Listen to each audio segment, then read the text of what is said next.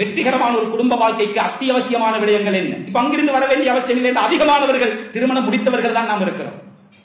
இந்த வாழ்க்கையை சந்தோஷகரமாக கொண்டு போவதற்கு எனக்கு தேவையான அத்தியாவசியமான அம்சங்கள் என்ன? குடும்பம் என்பது மலர்கள் விரிக்கப்பட்ட பஞ்சனை மெத்தை அல்ல. நிறைய பிரச்சனைகளும் பிளவுகளும் ஏற்றங்களும் இறக்கங்களும் கஷ்டங்களும் நஷ்டங்களும் ஏற்படுகின்ற ஒரு நிறுவனம் தான் இந்த குடும்ப நிறுவனம். ஸல்லல்லாஹு அலைஹி வஸல்லம் அவர்களே தன்னுடைய சொந்த மனைவிமார்களோடு யாருடனும் ஒரு வார்த்தை பேசாமல் ஒரு மாதத்தை தனியாக கழித்திருக்கிறார்கள் என்றால் குடும்பத்திலே பிளவுகள் வரும், பிரச்சனைகள் வரும். அதை கையாளுகின்ற முறை இருக்கிறது. அதற்கு முதலாவது குடும்ப வாழ்க்கையில் இணைகின்ற பொழுது பொறுமை மிக முக்கியமான. ஒவ்வொரு தலைப்பிலும் எனக்கு பேசிக்கொண்டு போக நேரம் இடம் கொடுக்காது, வெறும் பட்டியலை மாத்திரம் விட்டு செல்கிறேன். பொறுமை மிக அவசியம். இது நீண்ட தலைப்பு, எல்லா விஷயத்திலும் பொறுத்துக் கொள்ளவே. பொறுமை இழந்தவர் முத்தலாக்கிலே போய் நிற்பார், தலாக்கை சொல்லிவிட்டு தடுமாறுவார். எப்படியாவது சேர முடியாதா? மார்க்கத்தில் எங்கேயாவது ஒரு தொங்கல் ஒரு இடம் கிடையாதா? எனவே பொறுமை இருக்கிறதே அவசியமானது. இரண்டாவது தோழமை. மனைவியோடு ஃப்ரெண்ட்ஷிப்பாக பழக வேண்டும். கணவனுக்கோ மனைவிக்கோ அவர்களுடைய நண்பர்களுடனோ குடும்ப உறுப்பினர்களுடனோ ஏதாவது பிணக்குகள் பிளவுகள் வந்தால் அந்த கணவன் மனைவிக்குத்தான் முதலாவது சப்போர்ட்டாக இருக்க வேண்டும். மனைவி கணவன் பக்கம் தான் இருக்க வேண்டும். சில நேரம் அந்த சச்சரவு அந்த மனைவியுடைய தகப்பனோடு வந்திருந்தாலும் சரி, மாப்பிள்ளையோட நீங்க தான் சரியான விஷயம், நீங்கள் அவசரப்படாதீர்கள், என் தகப்பனுக்கு நான் எடுத்துச் சொல்கிறேன் என்றுதான் அவள் முதலாவது சொல்ல வேண்டும். அது மாப்பிள்ளை தவறிலே இருந்தாலும் சரி, அதை நிதானமாக பிறகு எடுத்துச் சொல்லலாம். கோபத்தின் உச்சகட்டத்தில் இருக்கின்ற பொழுது இருவரில் ஒருவர் தன்னுடைய மனைவிக்கோ கணவனுக்கோ மாற்றமாக அடுத்தவருக்கு தோழமைக்கு முக்கியத்துவம் கொடுக்கின்ற பொழுது இந்த குடும்பம் சிதைவை ஏற்படுத்தும். அல்லாஹ் பாதுகாக்கவே. இதெல்லாம் உளவியல். கண்ணியமான கணவான்களை, அன்பார்ந்த இஸ்லாமிய சகோதரர்களை, தோழமை. கணவன் மனைவிமார்கள் அன்பாக பழக வேண்டும், தோழமையோடு பழக வேண்டும். ஓய்வு குடும்ப வாழ்க்கைக்கு மிக முக்கியமானது. சில பேரை பார்த்தால் பிறந்ததே வியாபாரம் செய்வதற்கு மாதிரி, திறந்தாலும் கடை மூடினாலும் கடை, ஒரு திருமணத்திற்கு இல்ல, ஒரு ஹயாத்துக்கு இல்ல, ஒரு மௌத்துக்கு கிடையாது, குழந்தைகளோட ஒரு ஸ்கூல் ஃபங்க்ஷனுக்கு கிடையாது, எப்ப பார்த்தாலும் மூலமந்திரம் கடை கடை வியாபாரம் வியாபாரம். சுப்ஹானல்லாஹ்.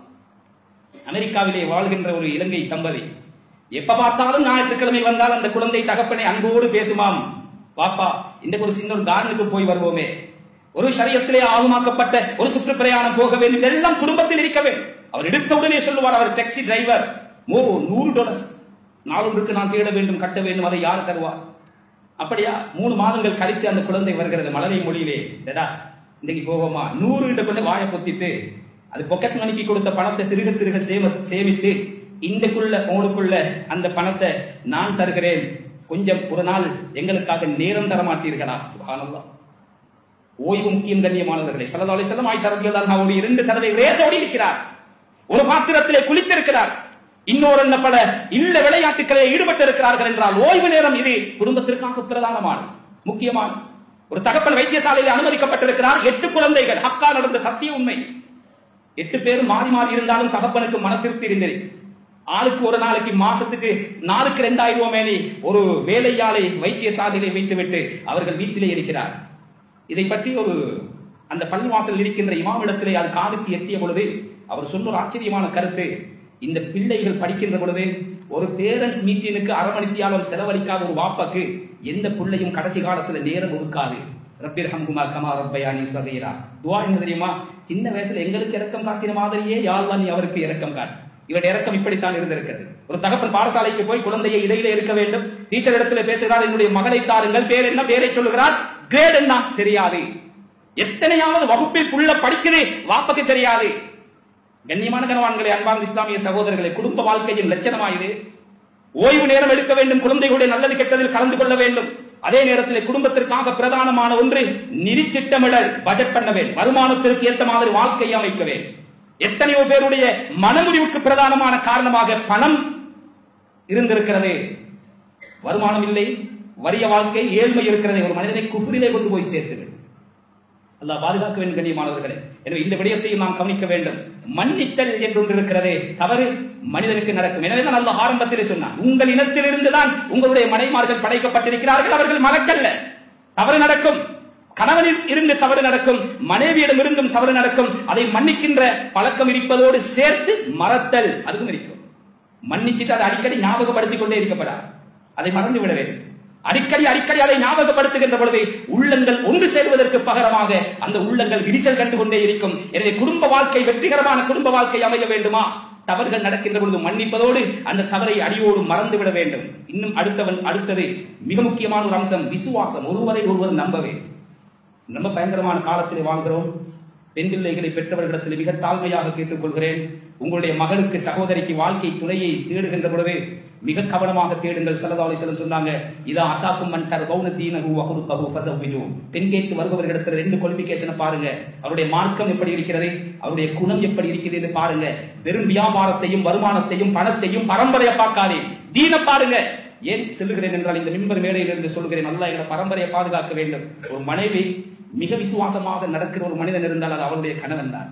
தன்னுடைய மறைவான உறுப்புகளை கூட அவனை நம்பி அவனுக்காக வேண்டி காட்டுகின்ற ஒரு இடம் அந்த 4 செவருக்குள்ளே, அந்த கணவனுக்குள்ளே மாத்திரம்தான். சில கயவர்கள் இருக்கிறார்கள், பணம் சம்பாதிக்க வேண்டும் என்ற நோக்கத்திலே கள்ளத்தனமாக அந்த உறவையும் வீடியோ பண்ணி பணம் வசூலிக்கின்ற பைத்தியக்காரர்கள் நடமாடுகின்ற உலகத்திலே வாழும். நடந்த உண்மையை சொல்லுகிறேன். துரோகம் இருக்கக்கூடாது. உடலாலும் பொருளாலும் ஒருவர் அடுத்தவருக்கு இன்னொருத்தரோடு படுக்கையை பகிர்வது வேறு. தன்னை நம்பி வருகின்ற மனைவியுடைய அந்தரங்க உறுப்புகள் அல்லாஹ் பாதுகாக்க வேண்டும். சில பேர் அந்த மனைவியுடைய அந்த வீடியோக்களை போட்டோக்களை வைத்துக் கொண்டு விவாகரத்து என்று வருகின்ற பொழுது இதை அம்பலப்படுத்துவேன் பார். சுபான் அல்லாஹ் பாதுகாக்க வேண்டும். கண்ணியமானவர்களை, மிக பயங்கரமான காலம். எந்த சமூகத்தில் வட்டி தலைவிரித்து தாண்டவம் ஆடுமோ அந்த சமூகத்தில் பைத்தியக்காரர்கள் அதிகரிப்பார்கள் என்றார்கள் பேகம்பர் ஸல்லல்லாஹு அலைஹி வஸல்லம். மூல புத்தி வேதத்தவர்கள் அல்ல. இந்த எத்தனையோ வகையான சைக்கோக்கள் நடமாடுகின்ற உலகத்திலே வாழ்கிறோம். மிக கவனமாக இருக்க வேண்டும். விசுவாசம் இருக்க வேண்டும், நம்பிக்கை. அடுத்தது பாசம். மனைவியை எங்கட கண்ணால தான் பார்க்க, எங்க உம்மட கண்ணால பார்க்க கூடாது. எங்க தாத்தட கண்ணால மனைவியை பார்க்க கூடாது. வருவதற்கு முன்னாலே காதிலே பலதையும் ஊதி இருப்பார்கள். எனக்காக வந்தவன், தன் குடும்பத்தை விட்டு வந்தவன், தவறுகள் இருக்கலாம், பிழைகள் இருக்கலாம். அந்த மனைவியை நேரடியாக தட்டி கேட்கின்ற உரிமை கணவனை தவிர வேறு யாருக்கும் கிடையாது. மாமிக்கும் அல்ல, மாமக்கும் அல்ல, மதினிக்கும் அல்ல, மச்சானுக்கும் அல்ல. இந்த உரிமையை அடுத்தவருக்கு கொடுத்தோம் என்றால் அந்த குடும்ப வாழ்க்கையில சந்தோஷம் நிலைக்காது. கண்ணியமான கணவான்கள், ஒவ்வொன்றை பற்றி மணித்தியால கணக்கிலே பேச வேண்டும். பேசுவதற்கு நேரம் இடம் கொடுக்காது. மேலோட்டமாக சொன்னால் புரியும் என்று நினைக்கிறேன். எங்களை மனைமார் இல்லாவிட்டால் மாமி வீட்டில் ஒரு நாள் கழிப்போமா? ஒரு நாள் வந்து எங்களுடைய வீட்டிலே அவர் யாருக்காக இருக்கிறார்? எல்லோரும் துஆ செய்து கொள்ளுங்கள். மனைவிக்கு முன்னால் நாங்க மௌத்தா போய், நாங்க இல்லாம மனைவி எப்படியாவது வாழ்க்கையை கொண்டு போயிடும். எங்களுக்கு முன்னால மனைவி மௌத்தா போனா படுகின்ற அவஸ்தை இருக்கிறதே, சம்பந்தப்பட்டவர்களிடத்தில் கேட்டு பாருங்கள். மனைவியுடைய அருமை தெரியவர். பாசம் இருக்க வேண்டும் கண்ணியமானவர்கள், இரக்கம் இருக்க வேண்டும். இது குடும்ப வாழ்க்கைக்கு மிக முக்கியமானது. அடுத்தது நிறைவேற்றல். ஒருவர் அடுத்தவருடைய தேவையை பூர்த்தி செய்ய வேண்டும். இது ஒரு தனிப்பாடம். இதை பத்தி கொஞ்சம் நாம் ஒரு 10 நிமிடம் கட்டாயம் அலசி ஆராய வேண்டும். எதிர்பார்ப்புகளை பூர்த்தி செய்ய வேண்டும். இந்த புரிந்துணர்வில் இதாக பிரதானமான ஒரு இடத்தை வகிக்கிறது. இதெல்லாம் குடும்ப வாழ்க்கைக்கு தேவையான அத்தியாவசியமான அம்சங்கள். ஒரு மனிதன் நீச்சல் அடிக்க வேண்டுமானால் திடீரென்று கடலிலோ குளத்திலேயோ ஆற்றிலேயோ பாய மாட்டான். பாய்ந்தால் அவருடைய பொடிதான் விளக்கும். அதுக்கு பழக வேண்டும். சாதாரண ஒரு முச்சக்கர வண்டியை பாதைக்கு விடுவதாக இருந்தாலும் ஒரு லைசன்ஸ் இருக்க வேண்டும். ஒரு லேனஸை பிடிச்சி அதுல ட்ரைனிங் போய் அதுக்கு ட்ரையல் காட்டி எக்ஸாம் எழுதி அதற்கு பின்னால்தான் அந்த முச்சக்கர வண்டியை கூட அவருக்கு ஓட்டுகின்ற தகுதி வருகிறது. எந்த விதமான அனுபவம் இல்லாமல் காலை எடுத்து வைக்கின்ற ஒரு கிரவுண்ட் இருக்குமாக இருந்தால் அது குடும்ப வாழ்க்கை தான்.